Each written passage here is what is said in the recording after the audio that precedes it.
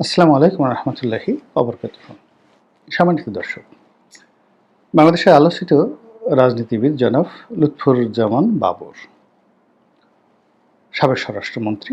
অতি সম্প্রতি তিনি স্বরাষ্ট্র মন্ত্রণালয়ে গিয়েছেন এবং এই মন্ত্রণালয়ের দায়িত্বে নিযুক্ত যে ব্যক্তি জেনারেল জাহাঙ্গীর, তার সঙ্গে দেখা করেছেন। তাদের এই বৈঠকটি ছিল অভূতপূর্ব এবং দৃষ্টিনন্দন। এর কারণ হলো, তিনি যে আত্মবিশ্বাস নিয়ে ঠিক অনেকটা সেই সময়টাতে জনাব বাবর যখন স্বরাষ্ট্র প্রতিমন্ত্রী ছিলেন, তার যে জৌলুস ছিল, তার যে হাঁটার ঢং ছিল, তার যে আত্মবিশ্বাস ছিল, ঠিক সেইভাবে তিনি সেখানে গিয়েছেন।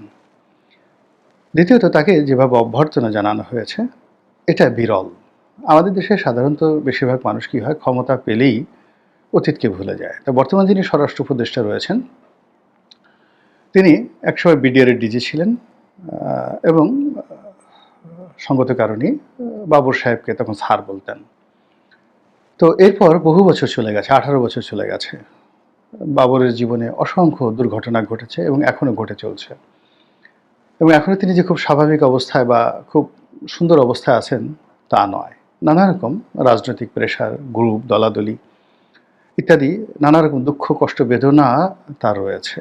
আমরা বাইরে থেকে অনেকে হয়তো মনে করি তিনি তারেক রহমান সাহেবের খুবই ঘনিষ্ঠ, কিন্তু বাস্তবে তারেক রহমান সাহেবের সঙ্গে তার কোনো যোগাযোগ নেই।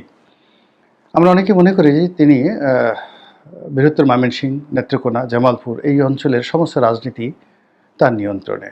আসলে হওয়া উচিত। কিন্তু বাস্তবতা হলো যে তার নির্বাচনী এলাকাতেই তার প্রতিপক্ষ রয়েছে। অন্যান্য এলাকায় যাওয়া তো দূরের কথা, সেখানে অনেকগুলো গ্রুপ। সে নেত্রকোনা, ময়মনসিংহ, জামালপুর প্রত্যেকটা এলাকাতেই যে কমিটিগুলো হয়েছে, পুরো কমিটির সঙ্গে বাবর সাহেবের কোনো সম্পর্ক নেই। অনেকে বলার চেষ্টা করছেন যে মিস্টার বাবর আগামীতে জামাতের হয়ে ইলেকশন করবেন বা স্বতন্ত্র ইলেকশন করবেন, যেখানে জামাতের সাপোর্ট থাকবে। বাস্তব অবস্থা কি আমরা এখন পর্যন্ত বলতে পারি না। আমরা ওনাকে দেখেছি তসবি নিয়ে ঘোরাফেরা করেন, প্রচণ্ডভাবে তিনি কান্নাকাটি করেন আল্লাহর কাছে, সব জায়গাতে আল্লাহ রাসূলকে সাক্ষী মানেন। এটা মানে মানুষের এক্সট্রিম পর্যায়ে যখন মানুষ নিয়তি নির্ভর হয়, মানে দুনিয়ার কোনো আশা ভরসা যখন থাকে না, তখন মানুষ কিন্তু নিয়তি নির্ভর হয়। আর প্র্যাকটিসিং মুসলিম যারা আছে, তারা কখনোই তাদের যে আচার আচরণ, চালচলন, কথাবার্তায় আল্লাহ এবং রাসূলকে টানেন না। যারা প্র্যাকটিসিং মুসলিম ওর অন্তরে থাকে, তারা দুনিয়াতে স্বাভাবিকভাবে চালচলন করেন। তো জনাব বাবর তিনি উমরাতে যাচ্ছেন, সেগুলো তিনি সামনে চলে আসছে। তারপর তিনি নির্বাচনী এলাকাতে স্পিড বোটে করে ঘোরাফেরা করছেন, সেগুলো সামনে চলে আসছে। কিন্তু তার কোনো একটা জায়গাতে স্বাভাবিকভাবে মানুষের যেটা বডি ল্যাঙ্গুয়েজ থাকে, হাসি থাকে এবং তার মধ্যে একটা সুখের আবেশ থাকে, সেই জিনিসটি নেই। এটা স্পষ্ট যে বিএনপির সাথে যদি তার সেই সৌহার্দ্যপূর্ণ সম্পর্ক, যেটি আমার কাছে মনে হয়েছিল, আমি তো মানে নিজে মনে করতাম যে জনাব লুৎফুজ্জামান বাবরের সঙ্গে জনাব তারেক রহমান সাহেবের সঙ্গে খুবই ভালো সম্পর্ক রয়েছে। আমি মনে করতাম যে তিনি জেল থেকে বেরোলে তাকে একটা গুরুত্বপূর্ণ দায়িত্ব দেয়া হবে এবং তিনি জনাব তারেক রহমান সাহেবের যে পারপাসগুলো রয়েছে, সেগুলো এই মুহূর্তে তিনি সার্ভ করবেন। তারপরে আমার কাছে মনে হতো যে আগামীতে যদি বিএনপি ক্ষমতায় আসে, তিনি হয়তো স্বরাষ্ট্রমন্ত্রী হবেন, এরকম। কিন্তু তিনি বের হওয়ার পর যা কিছু দেখলাম বা যা কিছু দেখছি, আমার কাছে বারবার মনে হচ্ছে নিয়তি কেন এরকম হয়। আপনি কারোর জন্য কোনো একটা করবেন, জীবন দিবেন, যৌবন দিবেন, সব কিছু শেষ করে দেবেন, তছনছ করে দিবেন। তারপর জীবন সামনে এসে সেই লোক দ্বারা অপমানিত হবেন, লাঞ্ছিত হবেন। এটা কেন হয়? আপনারা জানেন যে লুৎফুজ্জামান বাবর একটু ভালো পরিবারের সন্তান। তার বাবা ডিআইজি ছিলেন। তো তার বাবা ডিআইজি ছিলেন, তো লুৎফুজ্জামান বাবর স্বরাষ্ট্রমন্ত্রী হয়েছেন একজন ডিআইজির ছেলে। এ তো চারটিখানি কথা নয়। তিনি তো রাস্তা থেকে তাকে তুলে আনা হয়নি। তিনি কোনো ফকির মিসকিনের সন্তান নন। দ্বিতীয়ত, তার একটা নাম আছে, তাকে ক্যাসিও বাবর বলা হয়। তিনি খুব বড় ব্যবসা করতেন। বাংলাদেশে যখন ইলেকট্রনিক্স ব্যবসা একেবারে তুঙ্গে, বাংলাদেশে যখন কোনো ইলেকট্রনিক্স কম্পোনেন্টের সংযোজন পর্যন্ত হতো না, 100% কম্পোনেন্ট চায়না থেকে, সিঙ্গাপুর থেকে আনা হতো। ঠিক ওই সময়টাতে বাংলাদেশে ক্যাসিও ব্র্যান্ডের যে সকল ইলেকট্রনিক কম্পোনেন্ট আছে, সেটা ঘড়ি বলেন, তারপর ক্যালকুলেটর বলেন, এটার একটা বিশাল মার্কেট ছিল। কত বড় মার্কেট ছিল, আমি যেহেতু শিপিং ব্যবসার সাথে জড়িত, আমি জানি। তো ওই জায়গাতে একচেটিয়াভাবে তিনি সেই ক্যাসিও ব্র্যান্ডের যে ইলেকট্রনিক কম্পোনেন্ট, ওটার সোল ডিস্ট্রিবিউটর অথবা সোল ইম্পোর্টার ছিলেন। আর এরকম ব্যবসা যদি কেউ বছর খানিক করে, বছর 4-5 বছর কেউ ব্যবসা করতে পারে, আসলে তার আর পরবর্তীতে কোনো কিছু করতে হয় না। তো সেই ভদ্রলোক যিনি ব্যবসা বাণিজ্য করে যাকে বলা হয় বৈধভাবে সচ্ছল ছিলেন, সবল ছিলেন। অনেকে দুষ্টামি করে বলে যে তিনি চোরাচালানি করতেন, ক্যাসিও ঘড়ি যাকে বলা হয় এগুলো চোরাচালানি করে এয়ারপোর্ট থেকে আনতেন। এসব ডাহা মিথ্যা কথা।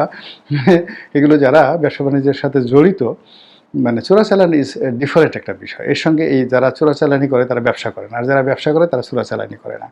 তো উনি আমদানি করতেন, ওইটার সোল ডিস্ট্রিবিউটর ছিলেন এবং সেই ব্যবসা বাণিজ্য করতেন। এটাই উনি কটা কনসাইনমেন্ট এনেছেন, এটা কাস্টমসে এখনও আছে। কয়টা কনসাইনমেন্ট কত টাকায় বিক্রি করেছেন, কত টাকা ট্যাক্স দিয়েছেন, সবই আছেন। তো সেই মানুষটি রাজনীতিতে আসছে। তো রাজনীতিতে আসার পরে দেখেন তার নির্বাচনী এলাকায় তার জনপ্রিয়তাটা কোন পর্যায়ে, যে তিনি 2018 সনে দলের মনোনয়ন চেয়েছিলেন কিন্তু মনোনয়ন পাননি। ওখানে তিনি স্বতন্ত্র দাঁড়িয়েছিলেন এবং এত বিরূপ অবস্থার মধ্যে, যেখানে আমাদের মতো প্রার্থী জামানত বাজেয়াপ্ত হয়ে গেছে, সেখানে তিনি মাত্র কত 600-700 ভোটের ব্যবধানে কিন্তু পরাজিত হয়েছিলেন 2018 সনে।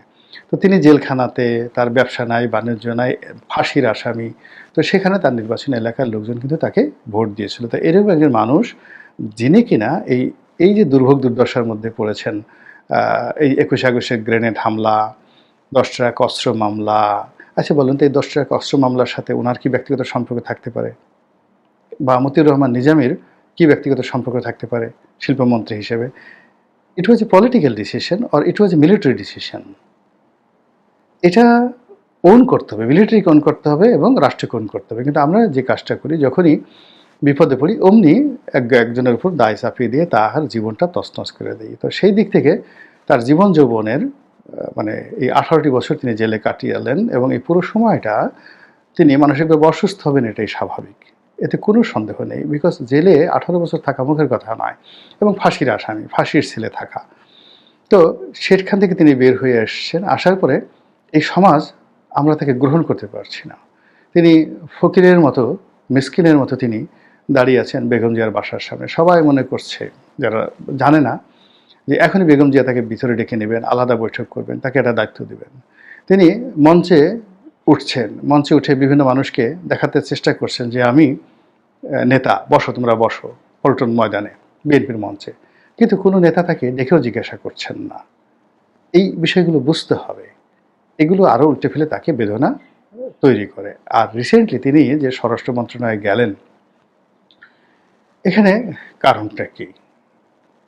যারা তাকে ভালোবাসেন, বিএনপি যারা লোকজন, তারা বলার চেষ্টা করছেন যে নেতার কপাল খুলে গেছে, তারেক রহমান সাহেব তাকে নতুন দায়িত্ব দিয়েছেন এবং এখন থেকে দেশের আইন শৃঙ্খলা রক্ষা করার সকল দায় দায়িত্ব বিএনপির পক্ষ থেকে তিনি নিয়ন্ত্রণ করবেন, তদারকি করবেন তারেক রহমান সাহেবের পক্ষে। এই জন্য তিনি স্বরাষ্ট্র উপদেষ্টার সঙ্গে দেখা করতে গেছেন। একেবারে ডাহা মিথ্যা কথা। দ্বিতীয়ত, তাহলে তিনি কেন গেছেন? আমার কাছে যেটা ব্যক্তিগতভাবে মনে হচ্ছে যে এই মুহূর্তে বাংলাদেশে ভারতীয় গোয়েন্দা সংস্থা র খুব নিষ্ঠুর খেলা খেলছে এবং তারা যে কোনো মানুষকে নানাভাবে টার্গেট করছে।